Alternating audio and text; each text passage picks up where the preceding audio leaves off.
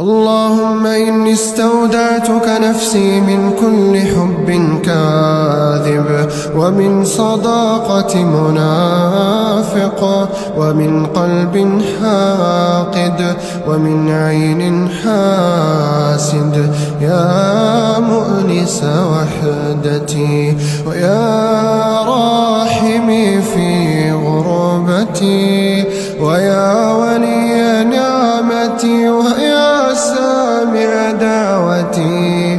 اللهم يا من حفظت الحبيب في الغار، ويا من نجيت الخليل من النار، ويا من جعلت الجنة للأبرار، يا من بيده حياتي، يا من إليه يرجع أمري كله، رب بيدك سعادتي وشقائي، يا مسخر الجبال الراسية، ويا مسخر القلوب القاسية، ويا مسخر العباد العاصية.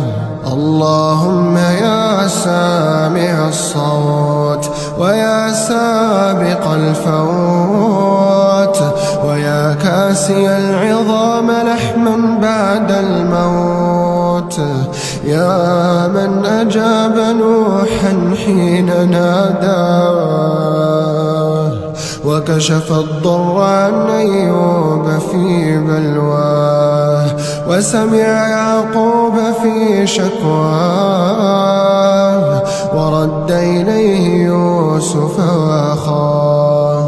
اللهم أنت الرجاء، ومنك العطاء، وإليك الدعاء.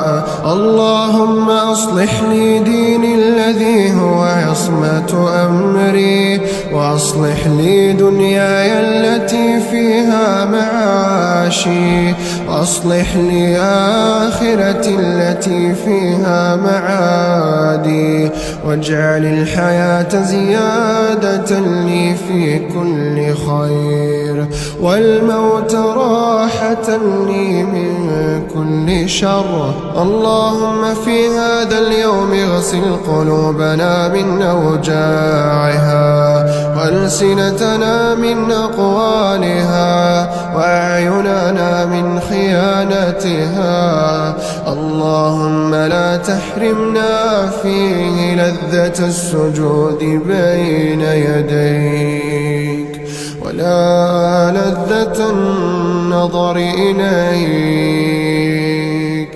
اللهم في هذا اليوم ارزقنا فرحة تبكي العيون، وتزيل الهموم، وتمحي ما مضى من الغموم. اللهم في هذا اليوم صحة تعافي الأبدان، وسعادة تمحو الأحزان، ونسمات ملؤها الإطمئنان. يا رب لقد ضعفت ولا غيرك يقويني، ولقد يئست ولم أفقد فيك يقيني، ولقد ضللت ولا سواك يهديني، ولقد غرقت وأنت وحدك منجيني. يا رب اجعل عفوك عني دائم، ورضاك علي قائم، واجعلني عن الذنوب نادم، ولباب توبتك قائم. اللهم امنحني القوة لأقاوم نفسي، والشجاعة لأواجه ضعفي، واليقين لأتقبل قدري، والرضا ليرتاح عقلي، والفهم ليطمئن قلبي. يا من لا تراه العيون،